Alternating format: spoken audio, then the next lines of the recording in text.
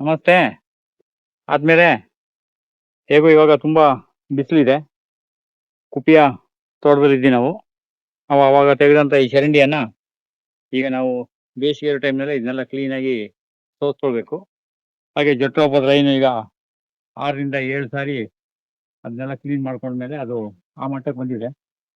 ಆ ಆಮೇಲೆ ನಾವು ಈಗ 2 ಲೈನ್ ಮಧ್ಯದಲ್ಲಿ ಇರುವಂತ ಈಗ ಗಿಡ ಇದು ಹೈಟ್ ಆಗಿ ಬಂದಿರೋದ್ರಿಂದ ಅಗಸೆ ಗ್ರೀಸಿಡ್ ಎಲ್ಲ ಸ್ವಲ್ಪ ಹೈಟ್ ಆಗಿ ಬಂದಿರೋದ್ರಿಂದ ಈ ಮಧ್ಯದಲ್ಲಿರೋ ಲೈನ್‌ನೆಲ್ಲ ನಾವು ಈ ರೀತಿ ಕ್ಲೀನ್ ಮಾಡ್ಕೊಬೇಕು. ಈ ರೀತಿ ನಾವು ಕ್ಲೀನ್ ಮಾಡ್ಕೊಂಡಾಗ ಆ ಬಿಸಿಲಿನ ತಾಪಮಾನಕ್ಕೂ ಸ್ವಲ್ಪ ಗಿಡಗಳಿಗೂ ಅದು ಸ್ವಲ್ಪ ಅನುಕೂಲ ಆಗ್ತದೆ.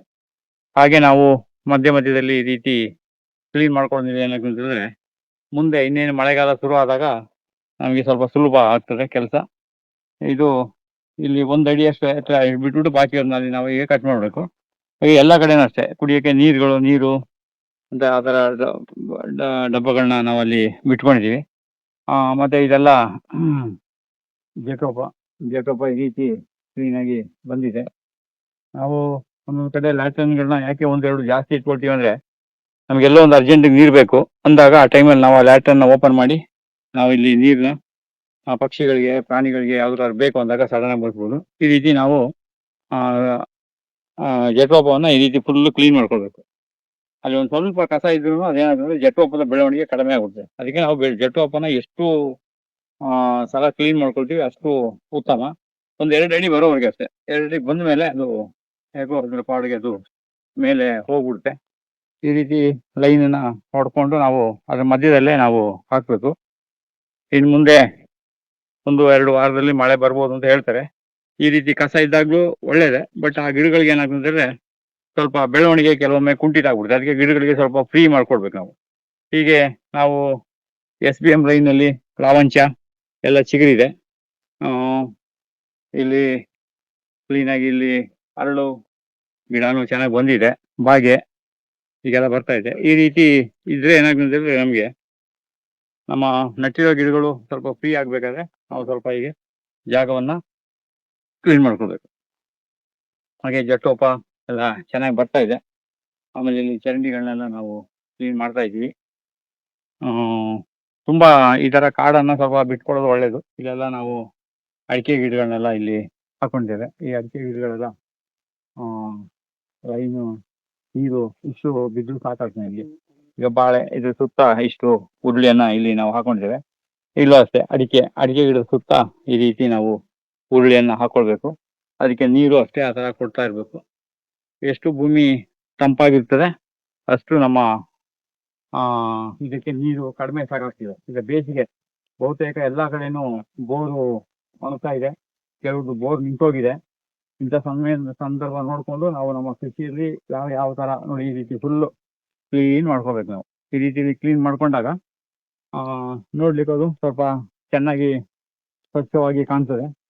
ಇಲ್ದಿದ್ರೆ ನಮ್ಮ ಜೇಕೋಪನ ತಲೆ ಎತ್ತಕ್ಕೆ ಬಿಡಲ್ಲ ಅದು. ಲಾವಂಚ ಎಲ್ಲ ಹಸಿರಾಗಿದೆ. ಮಧ್ಯದಲ್ಲಿ ಪಕ್ಕದಲ್ಲಿ ಏನಾದ್ರು ಫೈರ್ಗೆ ಆದ್ರೂ ನಮ್ಮ ಈ ಕಡೆ ತೋಟಕ್ಕೆ ಯಾವುದೇ ತರದಲ್ಲಿ ಸಮಸ್ಯೆ ಆಗೋದಿಲ್ಲ. ಅಲ್ಲಿ ಪಪ್ಪಾಯನು ಅಲ್ಲಿ ಬರ್ತಾ ಇದೆ. ಇದು ಮಹಾಗನಿನೂ ಚೆನ್ನಾಗಿ ಬರ್ತಾ ಇದೆ. ಇದು ನುಗ್ಗೆ ಲೈನು ಚೆನ್ನಾಗಿ ಬರ್ತಾ ಇದೆ. ಪಕ್ಕದಲ್ಲಿ ಇದು ಅಗಸೆ ಲೈನು, ಅಗಸೆ ಗಿಡದ್ದು. ಹಾಗೆ ಇಲ್ಲಿ ಅರಳು ಗಿಡ ಯಾವ ಇದರಲ್ಲಿ ಬಂದಿದೆ ಅದನ್ನು ಸ್ವಲ್ಪ ನೋಡ್ಕೊಬೋದು. ಆಮೇಲೆ ಜೇಟ್ರೋಪ ಹೀಗೆ ಇಲ್ಲಿ ಬರ್ತಾ ಇದೆ. ಇದೆಲ್ಲ ಕಸ ಸ್ವಲ್ಪ ಜಾಸ್ತಿ ಬಿಟ್ಕೊಳ್ಬೇಕು. ಒಂದು ಸಣ್ಣ ಮಳೆ ಬೀಳೋವರೆಗೂ ನಾವು ಭೂಮಿಯಲ್ಲಿ ಎಷ್ಟು ಕಚಡವನ್ನು ಇಟ್ಕೊಳ್ತೀವಿ ಅಷ್ಟು ತುಂಬಾ ಒಳ್ಳೆಯದು. ತುಂಬಾ ಬಿಸಿಲಾಗಿದೆ, ತುಂಬಾ ಬಿಸಿಲು. ಹೀಗೆ ಇಲ್ಲಿ ಈ ತೆಂಗಿನ ಸುತ್ತ ಈ ರೀತಿ ಉರುಳಿ ಬರ್ತದೆ. ಇದು 45-48 ದಿನಕ್ಕೆಲ್ಲ ಈ ತರ ಬರ್ತದೆ. ಬಂದಾಗ ಈ ತರ ಬಳ್ಳಿ ಬಂದ ಟೈಮ್ನಲ್ಲಿ ನಾವೇನು ಮಾಡಬೇಕು, ಕಿತ್ಬಿಟ್ಟು ಬೇರೆ ಉರುಳಿಯನ್ನ ನಾವು ಅಲ್ಲಿಗೆ ಹಾಕ್ಬಿಡ್ಬೇಕು. ಹಾಗೆ ಹೀಗೆ ಲೈನ್ನ ಸ್ವಲ್ಪ ಬೇಕಾದ್ರೆ ನಾವು ಈ ರೀತಿ ಕ್ಲೀನು ಮಾಡ್ಕೊಳ್ಬೋದು. ಕ್ಲೀನ್ ಮಾಡ್ಕೊಂಡು ಸ್ವಲ್ಪ ಈ ಕಡೆ ಸೈಡಿಂದ ನಮಗೆ ಪಶ್ಚಿಮದಿಂದ ಸ್ವಲ್ಪ ನರಳು ಮಾಡ್ಕೊಳ್ಳೋದು ತುಂಬಾ ಒಳ್ಳೇದು. ಈ ರೀತಿ ಗಿಡಗಳನ್ನ ಮಧ್ಯ ಕ್ಲೀನ್ ಮಾಡ್ಕೊಂಡು ಬಿಟ್ಕೊಂಡ್ರೆ ಸ್ವಲ್ಪ ಅದು ಮುಂದೆ ಸುತ್ತ ಈಗ ಉರುಳಿ ಹಾಕಿದೀವಿ. ಇಲ್ಲಿ ಬಾಳೆ ಎಲ್ಲ ಗಿಡಗಳು ಈ ತರ ಕಾಣ್ತಾ ಇರ್ಬೇಕು. ಕಸದ ಒಳಗಡೆ ಇರ್ಬೇಕು. ತೋಟ ತುಂಬಾ ಕಸ ಇರ್ಬೇಕು. ಅವಾಗ್ಲೇನೆ ನಮ್ಮ ಭೂಮಿ ಫಲವತ್ತತೆ ಆಗಿರ್ಲಿಕ್ಕೆ ಸಾಧ್ಯ. ಹಾಗೆ ಇಲ್ಲಿ ಒಂದು ಚರಂಡಿ. ಈ ಚರಂಡಿಯನ್ನು ಇವಾಗ ನಾವು ನೆಕ್ಸ್ಟ್ ಇವಾಗ ಏನು ಸ್ವಲ್ಪ ಇಲ್ಲಿ ಕ್ಲೀನ್ ಮಾಡ್ಬೇಕಿನ್ನ. ಚರಂಡಿ ಇದು ಹಿಂಗು ಗುಂಡಿ ತರ ಮಾಡ್ಕೊಂಡಿರೋದು, ಹಿಂಗು ಕಾಲುವೆ ಅಂತ ಹೇಳ್ತೀರಲ್ಲ ಅದನ್ನ ಇದು ಮಾಡ್ಕೊಂಡಿದೀವಿ. ಅದನ್ನ ಸ್ವಲ್ಪ ಇಲ್ಲಿ ಹೀಗೆ ಕ್ಲೀನ್ ಮಾಡ್ಕೊಂಡು ಹೋದಷ್ಟು ಚೆನ್ನಾಗಿದೆ. ಈಗ ಒಂದು ಸಣ್ಣ ಮಳೆ ಬಿದ್ರೂ ಇಲ್ಲೇನಾಗ್ತದೆ, ನಮ್ಮ ಭೂಮಿಗೆ ಬೇಕಾದಷ್ಟು ತಂಪು ಮಾಯಿಶ್ಚರ್ ಇಲ್ಲಿ ಸಂಗ್ರಹ ಆಗೋಕ್ಕೆ ತುಂಬಾ ಒಂದು ಒಳ್ಳೆ ಅವಕಾಶ ಆಗ್ತದೆ. ಹಾಗೆ ಇಲ್ಲಿ ತೋಟದಲ್ಲಿ ಜೇನು ಪೆಟ್ಟಿಗೆಯನ್ನ ಇಲ್ಲಿ ಇಟ್ಟಿದ್ದಾರೆ. ಈ ಸದ್ಯಕ್ಕೆ ಜೇನು ಹುಳ ಬಂದು ಹೊರಗಡೆ ಹೋಗೋದು ಬರೋದೆಲ್ಲ ಇಲ್ಲಿ ಕಾಣಿಸ್ತದೆ. ಬರ್ತದೆ ಹೋಗುತ್ತೆ, ಬರುತ್ತೆ ಹೋಗುತ್ತೆ, ಅಲ್ಲಿ ಒಂದು ಕಡೆ ಬರುತ್ತೆ. ಹಾಗೆ ಇದ್ರ ಮೇಲೆ ಒಂದು ಮೇಲ್ಗಡೆ ಒಂದು ಶೀಟ್ ಹಾಕ್ಬಿಟ್ರೆ ಮಳೆ ನೀರು ಬೀಳ್ದಂಗೆ ನೋಡ್ಕೋಬಹುದು. ಈ ಸದ್ಯಕ್ಕೆ ಟೆಂಪ್ರವರಿಯಾಗಿ ಅವರು ಚೀಲವನ್ನು ಹಾಕಿದ್ದಾರೆ. ಇಲ್ಲಿ ಜೇನು ನೊಣ ಬಂದು ಹೋಗೋದಲ್ಲಿ ನಿಮಗೆ ಅಲ್ಲಿ ಕಾಣಿಸ್ತದೆ. ಜೇನು ಬರೋದು ಹಾರೋದು ಎಲ್ಲ ಹೋಗ್ತಾ ಇರ್ತದೆ, ಅದ್ರ ಪಾಡಿಗೆ ಅದು ಬರ್ತಾ ಇರ್ತದೆ. ಅಸಲಿ ಇಲ್ಲಿ ತುಂಬಾ ಪೆಟ್ಟಿಗೆಗಳನ್ನೆಲ್ಲ ಇಲ್ಲಿ ಇದೆಲ್ಲ ಕಡೆ ಅಳವಡಿಸಿದ್ದಾರೆ. ಆಮೇಲೆ ಇಲ್ಲಿ ನೀರು ಅಷ್ಟೇ, ಕುಡಿಯೋ ನೀರು ಪಕ್ಷಿಗಳಿಗೂ ಆಯ್ತು, ಮತ್ತೆ ಬೇರೆ ಏನಾದ್ರು ಇಲಿ ಏನಾದ್ರು ನೀರು ಬೇಕು ಅಂದಾಗ ಬಂದು ಅಲ್ಲಿ ಕುಡ್ಕೊಳ್ತದೆ. ಕೆಲವ್ರು ಹೇಳ್ತಾರೆ ಇಲ್ಲಿ ಕುಡಿಯೋದಿಲ್ಲ ಅಂತ, ಅದು ಕುಡಿದ್ರೆ ಕುಡಿಯಲಿ ಅಂತ ಇಟ್ಟಿದ್ದೀವಿ. ಹಾಗೆ ಇಲ್ಲಿ ಜಟೋಪದ ಲೈನ್ ಇಲ್ಲಿ ಕ್ಲೀನ್ ಮಾಡಬೇಕು. ಇಲ್ಲೊಂದು 7-8 ಜೇನು ಪೆಟ್ಟಿಗೆಯನ್ನ ಇವರು ಇಲ್ಲಿ ಅಳವಡಿಸಿದ್ದಾರೆ. ಹಾಗೆ ಇದು ನುಗ್ಗೆ ಗಿಡದ ಸಾಲು ಇದನ್ನೆಲ್ಲ ಈಗ ಮಧ್ಯ ಈಗ ನೆಕ್ಸ್ಟ್ ಕ್ಲೀನ್ ಮಾಡಬೇಕು. ನೋಡಿ ಯಾವ ಥರ ಎಲ್ಲ ತುಂಬಿಕೊಂಡಿದೆ, ಅದೇನು ತೊಂದರೆ ಏನಾಗೋದಿಲ್ಲ, ಅದು ಚೆನ್ನಾಗಿ ಬರ್ತದೆ. ಇಲ್ಲಿ ಈ ಥರ ಒಂದೊಂದ್ಸಲ ನಿಮ್ಮ ಬೇಲಿಯಲ್ಲಿ ನೀವು ಹಾಕಿರುವಂಥ ಗಿಡಗಳು ಏನಾದ್ರು ಪೈಪ್ ಕಾಣ್ತಾ ಇದೆ ಅಂದರೆ ಇದ್ರ ಮೇಲೆಲ್ಲ ಸ್ವಲ್ಪ ಮಣ್ಣು ಹಾಕ್ಬಿಡ್ಬೇಕು. ನಾವು ಇದ್ರ ಮೇಲೆ ಮಣ್ಣು ಹಾಕ್ಬಿಟ್ರೆ ಇದು ಚೆನ್ನಾಗಿ ಇದ್ರ ಮೇಲೆ ಮುಚ್ಕೊಳ್ತದೆ, ಅದು ಕಾಣಿಸ್ಬಾರ್ದು ಆ ಥರ. ಆಮೇಲೆ ಬೇಲಿಯಲ್ಲೇ ಇಲ್ಲಿ ತ್ಯಾಗ, ಇಲ್ಲಿ ಬೇಲಿಯಲ್ಲೇ ಇದೆ ತ್ಯಾಗ. ಹೀಗೆ ಇಲ್ಲಿ ಗಿಡಗಳ ಮಧ್ಯದಲ್ಲಿ ನಮಗೆ ಈ ಥರ ಎಲ್ಲ ಹಣ್ಣಿನ ಗಿಡಗಳು ಇದ್ದಾಗ ನಾವು ಏನು ಮಾಡಬೇಕು, ಇದಕ್ಕೆ ಸುತ್ತ ಕ್ಲೀನ್ ಮಾಡ್ಕೊಳ್ಬೇಕು. ಇಷ್ಟಾಗಲೇ ಕ್ಲೀನ್ ಮಾಡ್ಕೊಂಡು ಸಾಕು. ಇಷ್ಟಾಗಲೇ ಕ್ಲೀನ್ ಮಾಡ್ಕೊಂಡು ಇಲ್ಲಿಗೆ ಆಗಲೇ ಈಗ ಉರುಳಿ ಹಾಕಿದೀವಿ. ಇದಕ್ಕೆಲ್ಲ ನರಳಿಗೆ ಸುತ್ತ ಈ ರೀತಿ ಕವರ್ ಆಗ್ತದೆ. ಕವರ್ ಆಗ್ಬೇಕು. ಈ ಕಡೆಯಿಂದ ಸ್ವಲ್ಪ ನಮ್ಗೆ ಚೆನ್ನಾಗಿ ಕವರ್ ಆದ್ರೆ ಗಿಡ ಸ್ವಲ್ಪ ದಿನ ಸೇಫ್ಟಿ ಆಗ್ತದೆ. ಮಳೆ ಆಗೋವರೆಗೂ, ಮಳೆ ಬರೋವರೆಗೂ ನಾವು ಗಿಡಗಳನ್ನ ಈಗ ಉರುಳಿಯಲ್ಲಿ ಹಾಕಿದೀವಿ. ಹಾಕಿರೋ ಉರುಳಿಗಳೆಲ್ಲ ಅಲ್ಲಿ ಹುಟ್ಟಿದೆ, ಅದು ಬರುತ್ತೆ, ನಿಜ ಅಂದ್ರೆ ಬರ್ತದೆ. ಹಾಗೆ ಲಾವಂಚ ಗಿಡಗಳು, ಮಹಾಗನಿ ಎಲ್ಲ ಈ ರೀತಿ ಇಲ್ಲಿ ಬರ್ತಾ ಇದೆ. ಕಳೆ ನಿಯಂತ್ರಣ ಮಾಡೋದು ತುಂಬಾ ಒಳ್ಳೇದು. ಈ ರೀತಿ ನಾವು ಉರುಳಿಯನ್ನ ಕಿತ್ತ ಮೇಲೆ ಇದೊಂದು ಡ್ರಮ್ಗೆ ಕೊಳೆ ಹಾಕ್ಬಿಟ್ಟು ಆಮೇಲೆ ಅದ್ರ ನೀರನ್ನು ನಾವು ಭೂಮಿ ಕೊಟ್ಟರೆ ಒಳ್ಳೇದು. ಇಲ್ಲದಿದ್ರೆ ನಾವೇನ್ ಮಾಡೋದು, ಮಲ್ಚಿಂಗ್ ಮಾಡ್ಬೋದು. ಗಿಡದಿಂದ ಒಂದು ಅರ್ಧ ಅಡಿ ದೂರದಲ್ಲಿ ಹಾಕ್ಬೇಕು.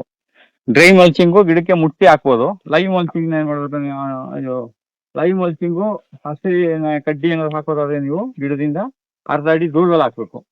ಅದೇ ಒಣಗಿದಾದ್ರೆ ಬೇಕಾದ್ರೆ ಮುಟ್ಟಿ ಹಾಕ್ಬೋದು, ಏನು ತೊಂದರೆ ಏನಿಲ್ಲ.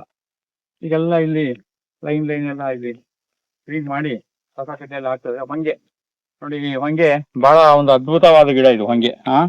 ಹೊಂಗೆ ಗಿಡನ ನೋಡಿದಾಗೆಲ್ಲ ನನಗೆ ಎಷ್ಟು ಪರಮಾನಂದ ಅಂದ್ರೆ, ಅರಳಿ, ಹೊಂಗೆ, ಹತ್ತಿ ಇವೆಲ್ಲ ನೋಡಿ ಬೇಸಿಗೆ ಕಾಲದಲ್ಲೂ ನಿಮ್ಮನ್ನೆಲ್ಲರನ್ನ ತಂಪಾಗಿಡುವಂಥದ್ದು ಅಂದ್ರೆ ಹೊಂಗೆ ಮರ ಬಹಳ ಅದ್ಭುತವಾದ ಹೊಂಗೆ ಮರದ ಬಗ್ಗೆನೆ ನಿಮ್ಗೆ ಹೇಳೋದಾದ್ರೆ ಅದು ತುಂಬಾ ಕಡೆ ಅದು ಎಂತ ಬೇಸಿಗೆ ಇದ್ರೂ ಅದು ನಿಮಗೆ ನರಳು ಚೆನ್ನಾಗಿ ಕೊಡುತ್ತೆ. ಮತ್ತೆ ಬೇಸಿಗೆ ಕಾಲದಲ್ಲಿ ಅದು ಕೆಳಗಡೆ ಕೂತ್ಕೊಂಡ್ರೆ ತುಂಬಾ ತಂಪಾಗುತ್ತೆ. ಮತ್ತೆ ವಾತಾವರಣವನ್ನು ಹೊಂಗೆ ಗಿಡ ಬಹಳ ಚೆನ್ನಾಗಿ ಇಡುತ್ತೆ. ಬೇವಿನ ಮರನೂ ಅಷ್ಟೇ, ಹೊಂಗೆ ಮರನೂ ಇಡುತ್ತೆ. ಅದೇ ರೀತಿ ಅರಳಿ, ಆಲ ಇವೆಲ್ಲವನ್ನ ನಮ್ಮ ಜಮೀನಲ್ಲಿ ಒಂದು 5 ಗಿಡಗಳನ್ನಾದ್ರೂ ಹಾಕೊಳ್ಬೇಕು ನಾವು. ಮರಗಳು ಹಾಕೋದ್ರಿಂದ ಭೂಮಿ ಫಲವತ್ತತೆ ಆಗ್ತದೆ, ಪರಿಸರ ಉಳಿತದೆ, ಪ್ರಕೃತಿ ಉಳಿತದೆ. ಕೇವಲ ನಾವು ನಮ್ಮ ಆಸೆ ದುರಾಸೆಗಾಗಿ ಯಾವ್ಯಾವುದೋ ಕೆಮಿಕಲ್ಗಳನ್ನ, ಯಾವ್ದ್ಯಾವ್ದೋ ರಾಸಾಯನಿಕ ವಸ್ತುಗಳನ್ನ ಭೂಮಿಗೆ ಎಲ್ಲ ಪ್ರಯೋಗ ಮಾಡಿ ಬೇಗ ಬರ್ತದೆ, ಆಮೇಲೆ ಕೆಲಸ ಕಡಿಮೆ ಆಗ್ತದೆ ಅಂದ್ಬಿಟ್ಟು ಇವಾಗೆಲ್ಲ ನೋಡ್ಬೇಕು ನೀವು. ಅದೇನು ಯಾವ್ದು ಗೌರ್ಮೆಂಟ್ ಇದೆಯೋ ಇಲ್ಲೋ ಅಂತ ನಮ್ಗೆ ಡೌಟ್ ಆಗ್ತಾ ಇದೆ. ಮತ್ತೆ ಪರಿಸರ ಪ್ರೇಮಿಗಳು, ಪರಿಸರವಾದಿಗಳು ಇದ್ದಾರಾ, ಪ್ರಜ್ಞಾವಂತರು ಇದ್ದಾರಾ ಭೂಮಿ ಮೇಲೆ ಅನ್ನೋದೇ ಡೌಟ್ ಬರ್ತದೆ. ಅದ್ಯಾವುದೋ ಒಂದು ಫೇಸ್ಬುಕ್ ಅಲ್ಲಿ ಅವಾಗ ತೋರಿಸ್ತಾ ಇರ್ತಾನೆ, ಕಾಡು ಕತ್ತರಿಸೋ ಅವಶ್ಯಕತೆ ಇಲ್ಲ, ನೀವು ಅದ್ಯಾವುದೋ ಪೌಡರ್ನ ಬಿಸಾಕ್ಬಿಡಿ. ನೋಡಿ, ರೌಂಡ್ ಅಪ್ ಹಾಕಿ ಎಲ್ಲ ಭೂಮಿ ನಾಶ ಆಯ್ತು. ಈಗ ಅದ್ಯಾವುದೋ ಪೌಡರ್ ಕೊಟ್ಟಿದ್ದಾರೆ. ಪೌಡರ್ಗೆ ಎಷ್ಟೇ ದುಡ್ಡಾಗ್ಲಿ ತಗೊಂಡ್ ಬಂದು ಏನ್ ಮಾಡ್ತಾರೆ ಅವರು, ಸುತ್ತಮುತ್ತ ಮರ ಗಿಡಗಳಿಗೆ ಬಿಸಾಕ್ಬಿಟ್ಟು ಅದೇ ಒಣಗಿ ಸತ್ತೋಗ್ತದೆ ಅಂತೇಳಿ ಅಡ್ವರ್ಟೈಸ್ಮೆಂಟ್ ಕೊಡ್ತಾರೆ. ಇಂಥ ಅಡ್ವರ್ಟೈಸ್ಮೆಂಟ್ಗಳನ್ನೆಲ್ಲ ಕೊಡಬಾರ್ದು. ಯಾರು ಕೂಡ ಇದ್ರ ಬಗ್ಗೆ ವಿರೋಧನೆ ಮಾಡೋದಿಲ್ಲ. ಏನಾದ್ರೂ ನಡೀಲಿ ಬಿಡು, ನಮ್ಗೆ ಯಾಕೆ, ನಮ್ಮ ಪಾಡ್ಗೆ ನಾವು ಅಂತೆಲ್ಲ ನಾವು ಎಷ್ಟು ಮೌನ ವಹಿಸ್ತೀವಿ ಅಷ್ಟು ನಮ್ಗೆ ಅಪಾಯಕಾರಿ. ಅಟ್ಲೀಸ್ಟ್ ಅದನ್ನ ಜನ ಬಳಸೋದಾದ್ರೆ ನಿಲ್ಲಿಸಿ. ಈಗ ಅಲ್ಲಿ ಯಾರೋ ಮೊನ್ನೆ ಹೇಳ್ತಾ ಇದ್ರು, ಕಾಡಲ್ಲಿ ಸಫಾರಿಯನ್ನ ಆರಂಭಿಸಿದ್ರೆ ಪ್ರಾಣಿಗಳೆಲ್ಲ ಒಳಗಡೆ ಬರ್ತವೆ ಅಂತ. ಸಫಾರಿಗೆ ಜನ ಬರೋದನ್ನ ನಿಲ್ಲಿಸಿ ಫಸ್ಟ್. ನೀವು ಸಫಾರಿಗೆ ನೀವೇ ಬರ್ಲಿಲ್ಲ ಅಂದ್ರೆ ನಿಮ್ಗೇನು ಪ್ರಾಣಿಗಳ ಮೇಲೆ ದಯ ಇಲ್ವಾ? ಅರಣ್ಯ ಉಳಿಯೋದ್ ಬೇಡವಾ? ಆಕ್ಸಿಜನ್ ಬೇಡವಾ? ಕಾಡು ಉಳಿಯೋದ್ ಬೇಡವಾ? ಇದೆಲ್ಲ ನಿಮ್ಗೆ ಗೊತ್ತಿದ್ದು ಅಲ್ಲೆಲ್ಲೋ ಬೆಂಗಳೂರಲ್ಲಿ ಕೂತ್ಕೊಂಡು ಒಂದ್ ದಿನ ಸಫಾರಿಗೆ ಆರ್ಡರ್ ಮಾಡಿದ್ರೆ ಇಮ್ಮಿಡಿಯೇಟ್ ದಿನಾನೇ ಸಫಾರಿಗಳೆಲ್ಲ ಫುಲ್ ರಶ್ ಆಯ್ತು ಅಂದ್ರೆ ನೀವು ಯಾವ ಮನಸ್ಥಿತಿಯಲ್ಲಿ ಇದ್ದೀರಿ? ನೀವು ಏನ್ ಮಾಡ್ಬೇಕು ಅಂತ ಇದ್ದೀರಿ? ಸರ್ಕಾರ ಕುಣಿತದೆ, ಅದಕ್ಕೆ ತಕ್ಕಾಗಿ ನಾವು ಸ್ವಲ್ಪನಾದ್ರೂ ವಿರೋಧಿಸ್ಬೇಕು. ಇಲ್ಲದಿದ್ರೆ ಮುಂದೆ ಈಗ ನೋಡಿ 40 ಡಿಗ್ರಿ 50 ಡಿಗ್ರಿ ಬರ್ತದೆ. ಅದರಲ್ಲೂ ಏಪ್ರಿಲ್ ಕೊನೆಯಿಂದ ಮೇ 12ವರೆಗೂ ವಿಪರೀತ ಬಿಸಿಲು ಇರ್ತದೆ. ಇದೆಲ್ಲ ನಾವು ತಿಳ್ಕೊಂಡು ಮರ ಗಿಡಗಳನ್ನ ನಡೆದೇ ಇದ್ರೆ ಮುಂದೆ ನಮ್ಮ ಮನುಕುಲಕ್ಕೆ ಎಲ್ಲರೂ ಶೆಕೆ ಶೆಕೆ ಶೆಕೆ ಅಂತ ಹೇಳ್ತಾ ಇದೀವಿ. ಕರೆಂಟ್ ಇನ್ ಸಿಗ್ತದೋ ಇಲ್ಲೋ ಗೊತ್ತಿಲ್ಲ. ಕೆಲವೆಲ್ಲ ಈಗ ಪಾಪ ರೈತರಿಗೆ ಕರೆಂಟ್ ಸರಿಯಾಗಿ ಸಿಗ್ತಾ ಇಲ್ಲ. ಕರೆಂಟ್ಗೆ ಹಾಕಿರುವಂತ ಕೆಲವು ತೋಟದ ಒಳಗಡೆ ಹಾಕಿರುವಂತ ಕೇಬಲ್ಗಳೆಲ್ಲ ಬಿಸಿಲಿನ ತಾಪಕ್ಕೆ ತಡೆಯಲಾರದೆ ಎಲ್ಲ ಬಸ್ಟ್ ಆಗ್ತಾ ಇದೆ. ಇಷ್ಟೆಲ್ಲ ಪ್ರಕೃತಿಯಲ್ಲಿ ವಿನಾಶ ಆಗ್ತಾ ಇದ್ರು ಇನ್ನೂ ನಮ್ ಜನರಿಗೆ ಎಚ್ಚರ ಆಗಿಲ್ಲ. ಮರ ಗಿಡಗಳನ್ನ ನಾವು ನಡ್ತಾ ಇಲ್ಲ. ಯಾವ್ದಾವ್ದೋ ರಾಸಾಯನಿಕ ವಸ್ತುಗಳನ್ನ ಬೇರೆ ರೀತಿಯಲ್ಲಿ ಉಪಯೋಗಿಸ್ತಾ ಇದ್ದೀವಿ. ನಮ್ಮ ಭೂಮಿಯನ್ನ ಹಾಳು ಮಾಡ್ತಾ ಇದ್ದೀವಿ. ಇಷ್ಟು ನಮ್ಗೆ ತಿಳುವಳಿಕೆ ಈಗಿನ ಕಾಲದಲ್ಲಿ ನೋಡಿದ್ರೆ ಇಷ್ಟೆಲ್ಲಾ ವಿಚಾರಗಳು ನಮ್ ಜನರಿಗೆ ಮಂದಟ್ಟಾಗ್ತಾ ಇದೆ. ವಿಚಾರಗಳು ತಿಳಿತಾ ಇದೆ. ಆದ್ರೂ ನಾವು ಪರಿಸರವನ್ನ ಈ ರೀತಿ ಹಾಳು ಮಾಡ್ಕೊಂಡ್ರೆ ಅದಕ್ಕೆಲ್ಲರೂ ನಾವು ಬೆಲೆ ತೆತ್ತಬೇಕಾಗ್ತದೆ. ಅದರಿಂದ ದಯಮಾಡಿ ಹೇಳ್ತೀನಿ ನಾನು, ಪರಿಸರವನ್ನ ಉಳಿಸ್ಕೊಳ್ಳಿ. ಯಾವುದೇ ಕೀಟನಾಶಕ ಕಳೆನಾಶಕಗಳನ್ನ ಬಳಸಿ ಭೂಮಿಯನ್ನ ಹಾಳು ಮಾಡಬೇಡಿ. ನೋಡಿ ಈಗ ಎಲ್ಲ ನಾವು ಬಿಸಿಲು ಅಂತ ಹೇಳ್ತೀವಿ. ಯಾವುದೋ ಒಂದು ಮರದ ಕೆಳಗೆ ಬಂದು ನಿಂತಾಗ ನಮ್ಗೆ ನೆರಳು ಬೇಕಾಗ್ತದೆ.